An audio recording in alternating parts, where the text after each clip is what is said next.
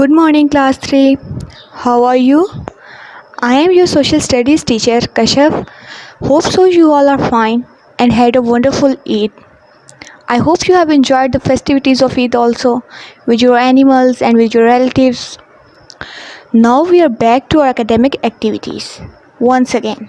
So today we are going to solve the work page of our lesson that was the Earth in Space.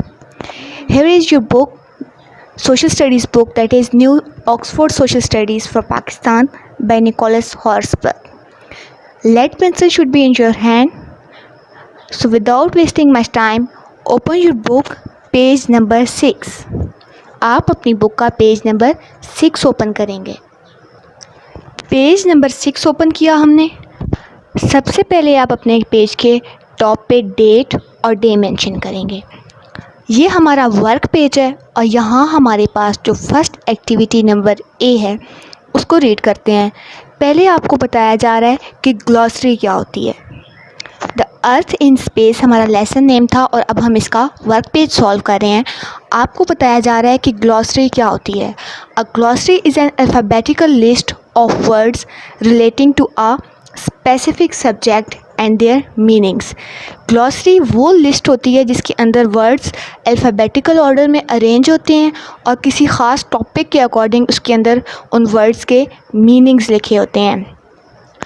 अब हम अपनी glossary create करेंगे. आपकी activity है make your own glossary. आपने अपनी glossary खुद बनानी है by finding the new words. आपने न्यू वर्ड फाइंड करना है फ्रॉम द लेसन, इसी लेसन के अंदर से. Writing them next to their correct meanings, उनकी करेक्ट मीनिंग के सामने. आपका काम बहुत ईजी कर दिया गया है. यहाँ पे आपको मीनिंग लिख के दे दिया गया है. आपने गेस करना है कि ये वर्ड कौन सा हो सकता है. आपने लेसन में इसके बारे में क्या पढ़ा था. तो अपना नंबर 1 पॉइंट देखते हैं. The part of time on the side of the earth which is facing the sun. ज़मीन का वो हिस्सा जो सूरज के बिल्कुल सामने होता है, वहाँ दिन का कौन सा वक्त होता है. इज़ इट डे और night. Yes, it's day time. तो हम यहाँ पे लिखेंगे डे, DAY, डे.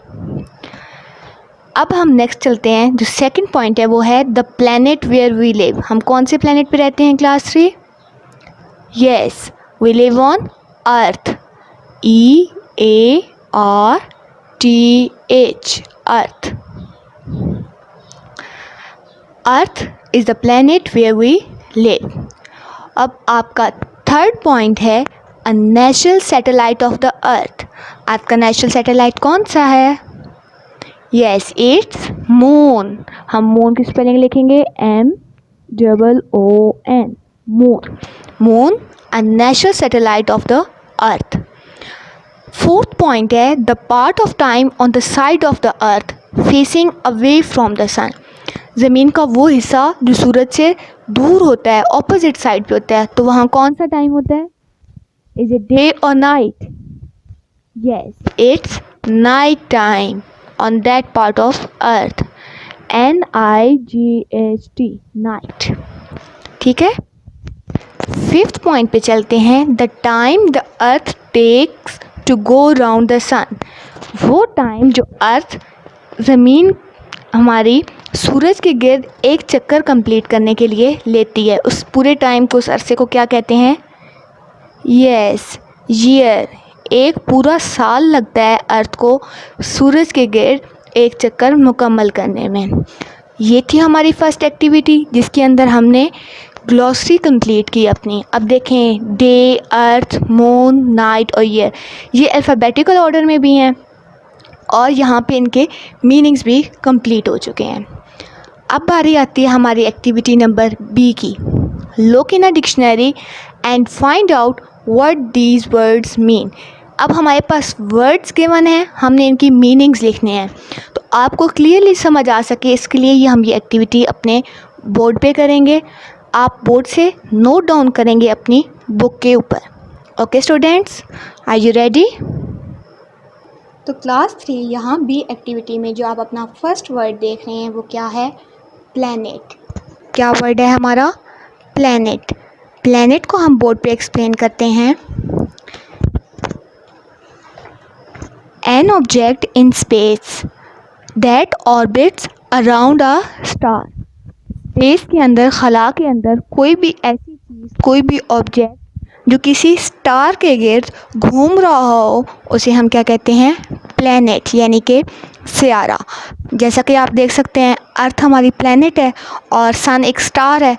अर्थ सन के गिर्द घूमती है, यानी कि प्लैनेट स्टार के गिर्द घूमता है, ऑर्बिट करता है। तो प्लैनेट क्या हुआ? An object in space that orbit around a star. इसको हम नोट करेंगे अपनी बुक के ऊपर। जैसा कि आप देख सकते हैं, ये मैंने यहाँ पे नोट किया है। नेक्स्ट वर्ड है हमारा सॉलिड।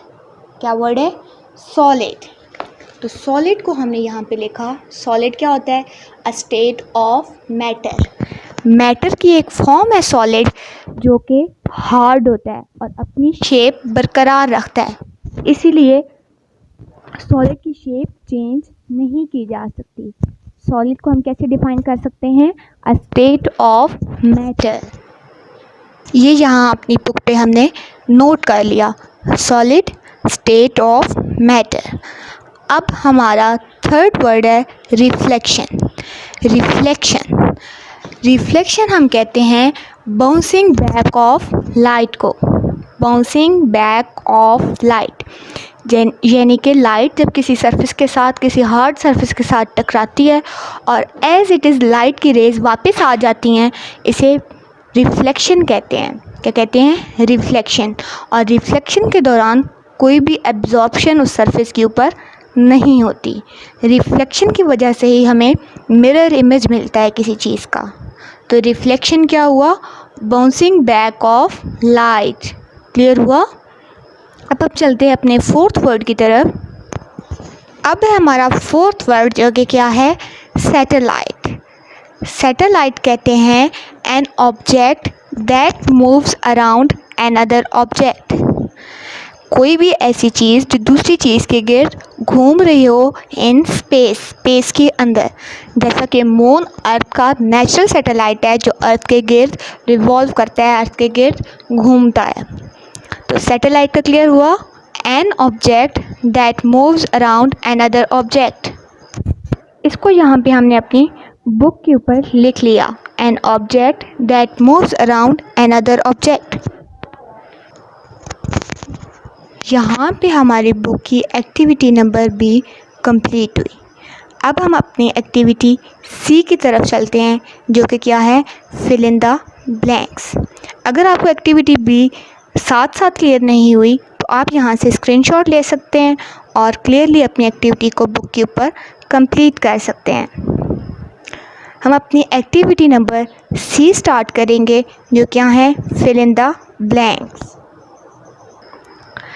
फर्स्ट ब्लैंक है हमारे पास, a dash is high flat land. ज़मीन का वो टुकड़ा जो सी लेवल से ऊंचाई पे हो, तो उसे हम क्या कहते हैं? प्लेट्यू। क्या कहते हैं? प्लेट्यू। स्पेलिंग लिखेंगे इसके, PLATEAU, प्लेट्यू। सेकेंड ब्लैंक है हमारे, the area where the land meets the sea at same level is called the dash.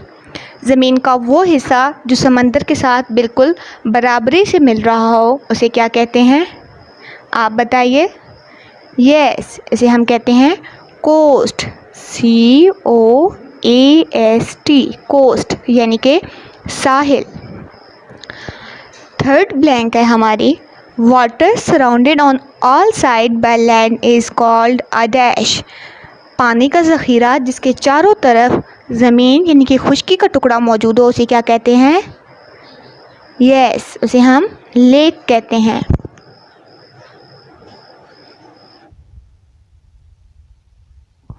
LAKE, lake. Fourth हमारी ब्लैंक है, a small area of land surrounded by water is called an. Land का एक छोटा टुकड़ा, खुश्की का टुकड़ा जो हर तरफ से पानी से घिरा हुआ हो, उसे हम क्या कहते हैं? आइलैंड कहते हैं, यानी कि जजीरा।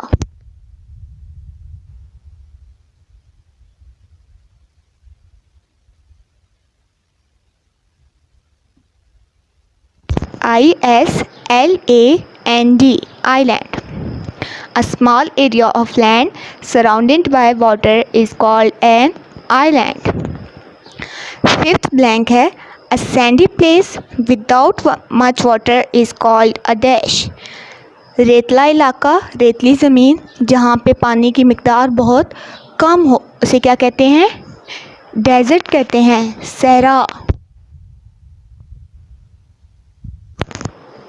DESERT, desert. क्या लिखेंगे? DESERT, desert. ये हमारी ब्लैंक्स कंप्लीट हो गए। अब हम अपने ट्रू फॉल्स की तरफ चलते हैं, जो कि हैं पेज नंबर 7 पे। Page number 7।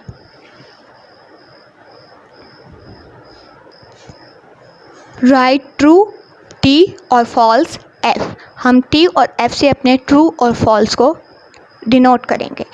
फर्स्ट हमारे पास स्टेटमेंट है, a plain is low flat land. मैदान निचली और हमवार ज़मीन को कहते हैं। तो प्लेन सरफेस इसी तरह की होती है ना, तो हमारी ये स्टेटमेंट ट्रू हुई। हम लिखेंगे ट्रू, टी। ओके, आगे है हमारी next statement, dirty water damages plant and animal life. गंदे पानी की वजह से पौधों का और जानवरों की ज़िंदगी का नुकसान होता है। ये हमारे लिए डेंजरस हो सकता है। तो ये स्टेटमेंट भी ट्रू हुई। हम यहाँ पे लिखेंगे T, that means true. Third statement है, river flow from the sea to the land. Third statement है, rivers flow from the sea to the land. दरिया समंदर से निकल के खुश्की की तरफ आते हैं। क्या ऐसा है? नहीं, ऐसा नहीं होता। दरिया यानी कि रिवर्स माउंटेनियस एरियाज से फ्लो करके सी की तरफ आते हैं। तो ये स्टेटमेंट फॉल्स हो गई, गलत हो गई। इसके लिए हम लिखेंगे F, that means false. Fourth statement है हमारी, mountains are higher than hills. Mountains hill से बड़े होते हैं, ऊंचे होते हैं। Yes, mountains are higher than hills, और उनकी जो स्लोप्स होती हैं वो बिल्कुल स्टीप होती हैं, सीधी होती हैं। इसलिए हम क्या स्टेटमेंट के सामने लिखेंगे? T, that means true. यहाँ पे हमारे बुक के वर्क पेज कंप्लीट हुए। ओके क्लास 3, अब आपका होम टास्क ये है, आपका होमवर्क ये है कि आपने ये वर्क पेजेस कंप्लीट करने हैं, दोनों पेज नंबर 6 और पेज नंबर 7, और इन्हें अच्छी तरह से याद करना है। Okay, that's all from my side. I hope you have learned and enjoyed it also. Take care of yourself. अल्लाह हाफिज़। Stay home, stay safe. Goodbye.